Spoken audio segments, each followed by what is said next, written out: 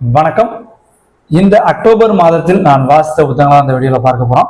முதல் புத்தகம் புத்தம் வீடு, ஹெப்சிபா ஜேசுதாசன் எழுதிய ஒரு கிளாசிக் நாவல் அப்படின்னு சொல்லலாம்.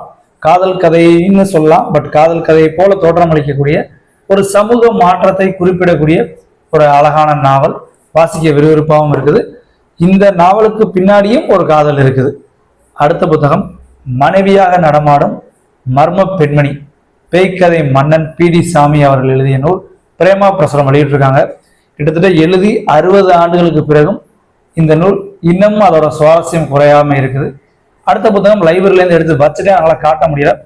குறிஞ்சி தேன், ராஜம் கிருஷ்ணன் அவர்கள் எழுதியது. இந்த ஆண்டு அவருடைய நூற்றாண்டு. பட் இந்த நூற்றாண்டுலேயே ஒரு கோஇன்சிடென்டா அவருடைய ஒரு அருமையான நாவல் எடுத்து வாசிச்சிருக்கேன். ஊட்டியில நீலகிரியில உள்ள படகு இன மக்களின் வாழ்வியலை சொல்லக்கூடிய ஒரு அழகான நாவல் அப்படின்னு சொல்லலாம். அடுத்தது கோட்டயம் புஷ்பநாத் அவர்கள் எழுதிய மோகினியின் காதல், கலாநிலையம் வெளியிட்டிருக்காங்க. ஒரு விறுவிறுப்பான அமானுஷ்யங்களும் ஆவிகளும் நிறைந்த ஒரு நாவல். ஒரு இளைஞன் மந்திர சக்திகள் நிறைந்த ஓலைச்சுவடிகள் அடைய நினைக்கிறான். அதற்கான தடைகள், அதுல இருந்து எப்படி வெற்றி பெறான் அப்படிங்கிற மாதிரி கதை போகுது. குறிஞ்சி தேன் நாவலை பொறுத்தவரை இந்திய பண்பாட்டு ஆராய்ச்சி மையம் வெளியிட்டிருக்காங்க.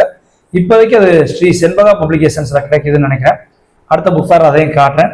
அதற்கு அடுத்த புத்தகம் திருநெல்வேலி எழுச்சியும் வஉசியும் 1908 காலச்சோடு பதிப்பகம் வெளியிட்டிருக்காங்க. ஆ வெங்கடாசலபதி இந்த புத்தகத்தை எழுதியிருக்காரு.